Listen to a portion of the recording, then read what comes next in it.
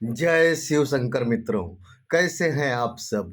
मैं आप सभी का हरीश पांडे आज आप मकर राशि वालों के लिए साल का पहला राशि परिवर्तन लेकर के उपस्थित हूं मित्रों। जी हाँ, साल का पहला राशि परिवर्तन होने जा रहा है और ये राशि परिवर्तन आपके बैंक बैलेंस पर थोड़ा भारी पड़ सकता है, आपकी आर्थिक स्थिति पर थोड़ा भारी पड़ सकता है और भी कई प्रकार की चुनौतियां आपके सामने आ सकती हैं।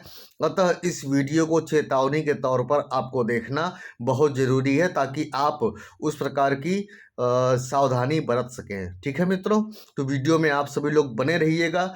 वीडियो शुरू करने से पहले एक आवश्यक सूचना है कि यदि आप मेरे माध्यम से अपनी समस्याओं का समाधान चाहते हैं, अपनी कुंडली दिखवाना चाहते हैं, तो आप मेरे व्हाट्सएप नंबर पर मैसेज करें। मेरा व्हाट्सएप नंबर है 8540096730। ये नंबर मैं डिस्क्रिप्शन बॉक्स में भी दे दूंगा। तो चलिए मित्रों, विषय को आगे बढ़ाते हैं। मित्रों, बुध जो कि बहुत ही छोटे ग्रह हैं, सूर्य के सबसे नजदीक ग्रह माने जाते हैं। बुध ग्रहों में युवराज माने गए हैं। बुध का कंट्रोल हमेशा वाणी और बुद्धि और कॉमर्स पे होता है और इसीलिए विद्यार्थी बुध से विशेष प्रभावित होते हैं और व्यापारी वर्ग भी बुध से विशेष प्रभावित होते हैं, क्योंकि व्यापार में भी वाणी द्वारा ही काम किया जाता है। वाणी द्वारा जो है कि पैसे भी कमाए जाते हैं, वाणी द्वारा पैसे गंवाए भी जाते हैं। तो बुध का अगर कंडीशन बुध की कंडीशन अगर आपकी कुंडली में अच्छी नहीं है तो फिर आप इतना समझ लीजिए कि आप अपनी वाणी द्वारा ही हमेशा नुकसान करेंगे। अगर बुध आपके फेवर में है तो आपको जीवन में बहन बुआ का साथ मिलता है, और अगर बुध आपकी कुंडली में खराब है तो बहन बुआ का पूरा साथ जीवन भर नहीं मिलता है। तो मित्रों, आइए जब मुद्दे पर चलते हैं। देखिए होने क्या जा रहा है कि 4 जनवरी 2025 को युवराज ग्रह बुध अपनी वर्तमान राशि वृश्चिक राशि को छोड़ करके देवगुरु बृहस्पति की राशि मूल त्रिकोण राशि धनु राशि में प्रवेश करने जा रहे हैं, जहां पर कि वे 24 जनवरी 2025 तक बने रहेंगे। अब देखिए मित्रों, ये जो राशि परिवर्तन हो रहा है आपके 12वें भाव में हो रहा है। 12वां भाव एक्सपेंसेस का भाव होता है। 12वां जो भाव होता है आय से ज़्यादा नुकसान का भाव होता है। 12वां भाव मोक्ष और धर्म का भी होता है मित्रों।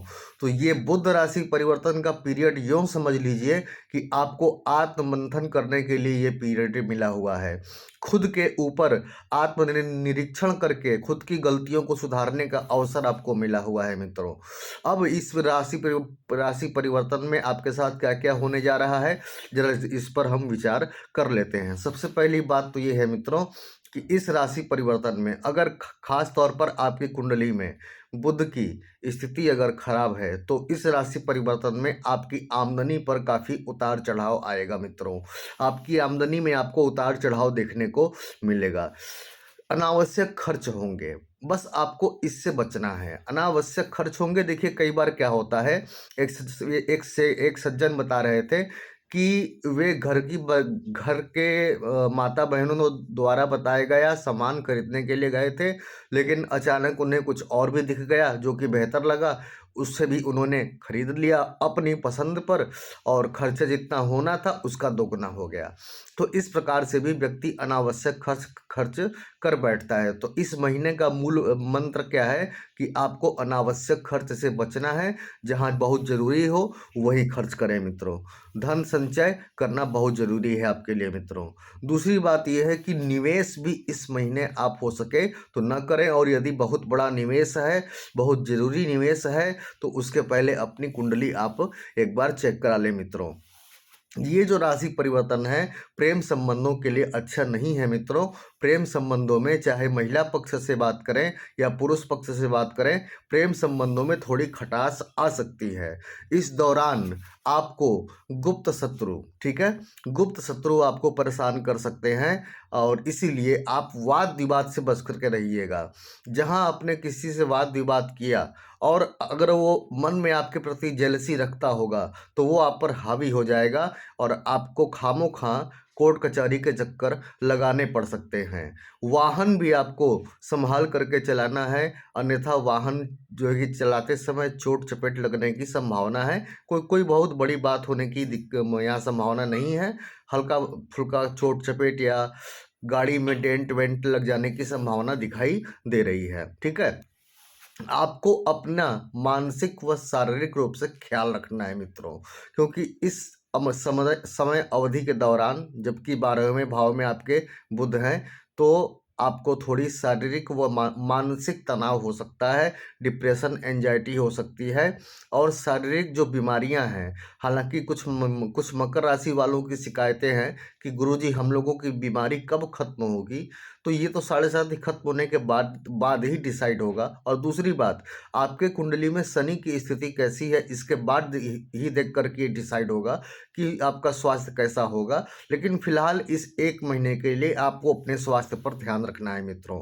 कार्य क्षेत्र में सतर्कता बरतिएगा, वरना आपका ही कलीग आपको धोखा दे सकता है मित्रों। कार्य क्षेत्र में एकदम सतर्क रहिएगा, या आपके नीचे काम करने वाला भी आपसे नजरें बचा करके आपकी चीजें चोरी करके ले जा सकता है मित्रों। ठीक है, अपनी योजनाओं को, पहली बात, अपनी योजनाओं को गुप्त रखना है तब तक जब तक कि वह सफल न हो जाए।